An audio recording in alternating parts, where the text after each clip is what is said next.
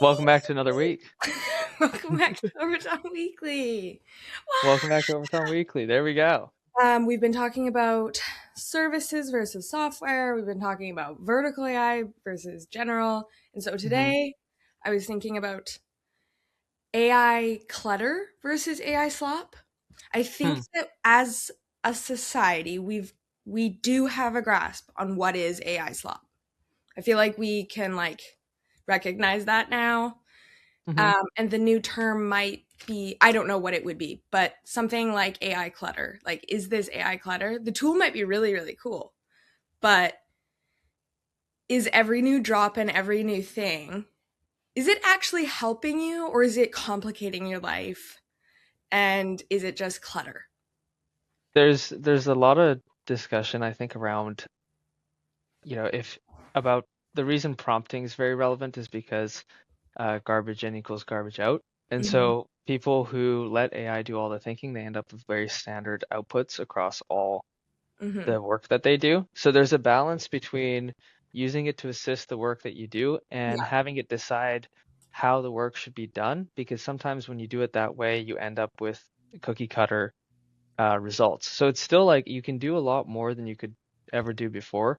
And something I was actually thinking about today is I remember 2 or 3 years ago thinking that it's gotten so hard for smaller software companies to compete with larger ones because there's such a big technical hurdle and standards from consumers are so high on how nice the output should be Yeah. of the software, and it was so expensive and difficult to get it to that quality. Whereas now I think that you're able to compete with a lot of the large companies. That's why there's been a big decline in the market cap of SaaS businesses. You end up with that kind of, AI slop output that is boring and nobody really likes or wants to engage with. Like you still need to make content that people like Hmm. at the end of the day. Yeah. Dalton and Michael's video on AI slop was funny because I mean there were moments of being technical, but at the end of the video or their kind of thesis was like, I think that AI slop is if you take all the marketing away, you take everything away, do you know that it's bad? Do you know that your product sucks? Yeah. And I Yeah, think like you that still have to build good products, and I feel yeah. like a lot of people forget that or don't think about that quite as much, Mhm. because before the biggest hurdle was, is it possible? Now you Mhm. know it's possible, so the biggest hurdle is, is it something that people actually want? Yeah. And the reason that I had thought of the AI clutter was from kind of yeah, all of this and the videos on YouTube that I had been watching recently.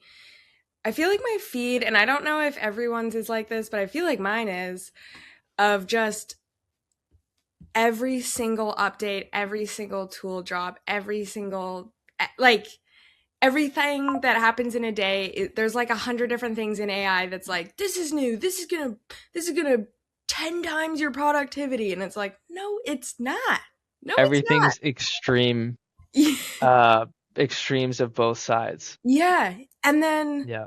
every new tool, to be honest, like I actually kind of don't like when they're really good because then it's like, is this a new thing? Do I have to switch everything over? What's happening? Because Yeah. I don't want to fall into the trap of that I do consistently. I get really excited about new tech, and then it's like, oh, I could do all of this, transfer all my stuff over, and then it's like, this is not adding anything valuable to my workflow at all. It's It's actually not just significantly making my distracting life me. better. Yeah. Yeah, Yeah. yeah. And even like we had mentioned yesterday when we were talking about how like the promise of what AI can do hmm and how yeah, I don't think it's a good argument to say that AI can't. That's not what I'm saying. I'm saying hmm that there's so many tools out there that the consolidation of your workflows and owning your workflow as a cohesive thing and not getting distracted by every tiny shiny gadget is hmm important. I think what's funny is this isn't actually anything particularly new Yeah. Yeah. in the sense that when feel like when you hear about the stories of .com and you're like, oh my God, people were valued at how much for just having a website? Like that was all they needed. You're like, Yeah. that's crazy. Like I could never do that. But yet, like, people build like a little wrapper for GPT, and then if they get valued really well, everybody's Hmm. like, oh, that makes total sense. In the moment, everything makes sense, and then in hindsight, you look back and you're like, oh, maybe that was a little bit exaggerated. The thing that's really interesting about the way that like startups have kind of become culty, and so the way that people have gone about like promoting it on social media and talking about it on social media, it seems like something that was very cool, whereas originally it was like a nerdy thing that some Yeah. geeks would like build stuff and then they'd try to sell them. And like when Apple was getting started or Microsoft or Amazon, it's not like there was a big deal if they went from Series A to B to C. Hmm. Like we've dramatized so much these funding milestones Hmm. that the actual concept of what a company's role is, which is not to go from stage to stage, but it's to build a business that lasts and adds value to the customers and solves problems, has kind of faded to the wayside. Hmm. And it happens in every cycle, and the ones that stick around and survive are the ones that follow the simple principle that Jeff Bezos always says, which is to focus on the customer. Yes. And oftentimes, like we look at our job as solving our customers' problems, and our customers are public companies. Hmm. So every time we look at what feature or what product to roll out, it starts with what does the customer care about the most in terms of what is the most painful for them. And you can tell from excitement when you show them the solution to their problem that Hmm. you're on the right path. But you can also tell the best metric is always if they pay. If Yeah. they pay, you're solving a problem that is valuable enough for them to part with cash. Yeah. And that is by far the best metric to know if you're on the right path. And if you're selling anything B2B, that's the main thing to focus on. Whereas consumer, you can kind of focus on usage and growth and all that stuff, and Okay. that's what matters. But B2B, like if they come into your platform once a month and they find that valuable and they find that useful and it solves that problem and they only need to come once a month, that is fine as well. Hmm. The other thing too that is interesting is like the concept of growth rates between consumer and B2B, and don't necessarily look at other general startups and say, oh, this is what they're growing at, I need to be at this level, but rather look at the comparables in your industry, the type of product you're selling, the type of ICPE that you're selling to, Hmm. what their timelines are, and are you relatively fast for that industry is what matters. But yeah, the hype that keeps surrounding AI, I think a lot of it is merited, Hmm. but they're always selling a dream that's a few months ahead of where things are now. Yeah.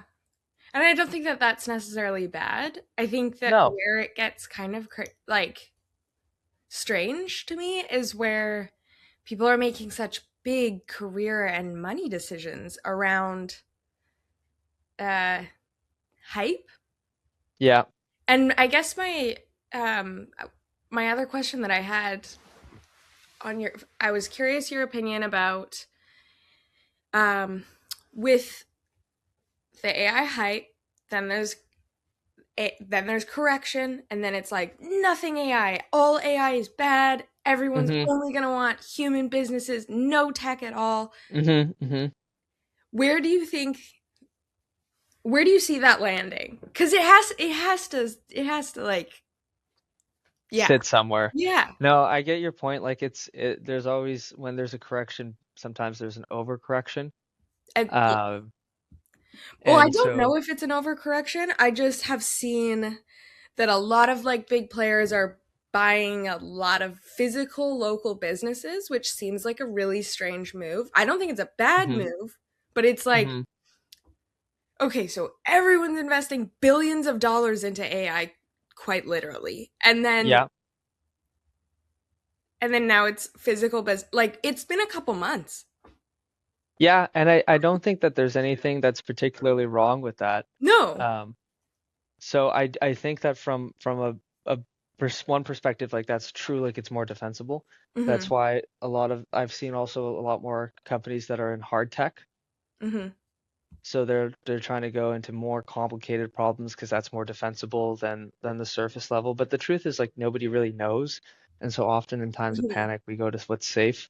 Yeah. But I don't think it discounts at all the value that you can get from AI. But I do think that there's a lot of companies that are just not going to make it, Mm-hmm. which happens every cycle. Yeah. Yeah. And it's just part of the process. Like that's how things go. Mm-hmm. Um, and I think that what also happens is as people accumulate wealth from one industry, they try to diversify and they try to mitigate risk. And so they'll Mm-hmm. go into those other verticals that might not be as dangerous, quote unquote, or as have as much fluctuation, or honestly maybe be more cash flow focused. I Mm-hmm. think the wars that are going on also plays a factor into that kind of mindset.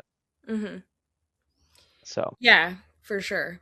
The CEO of Microsoft had said in January that they're moving from models to systems so that it Mhm. can actually make real world impact. Whether you know what the terms are, models or systems, I think that it is just kind of a consolidation of workflows. That's what Mhm. it that is like what is important. Um, and with the tools getting better, you actually can do that. Yeah. Yeah, Similar like to we made an announcement this week like about the partnership with Seva, Orbiton. and that's around the whole thing of us focusing on workflows over just tools. Like we started out building a tool, which was our AI agent that folks could use. Now we're moving more and more towards outcomes Hmm. rather than tools, so that it covers the full pipeline and process that people have as IR professionals. So pitch deck, press release dissemination, website updates, all of that kind of managed in one package so that companies Hmm. don't need to go around and spend time and hours doing those little menial tasks. So I think what really switched though is that the models got more complex Yeah. and more advanced so that we can actually automate those things. Yeah. Because, like you said, the it's like the promise of AI, and it's like a few months ahead. Hmm. That's true, and that doesn't mean it's bad. But now it is like it does have the ability to do the automations, and it does have that kind of new tech um, advance. And it has the mental capacity to be able to decide what tools and which tools to use and when. Hmm. Hmm. So yeah, I think like next week we'll kind of show a little demo of some of the stuff we've been working on, both with website automation and the workflows related to that. And it'll be fun. We'll put it out on our LinkedIn. Yes. Awesome. Okay. See you guys.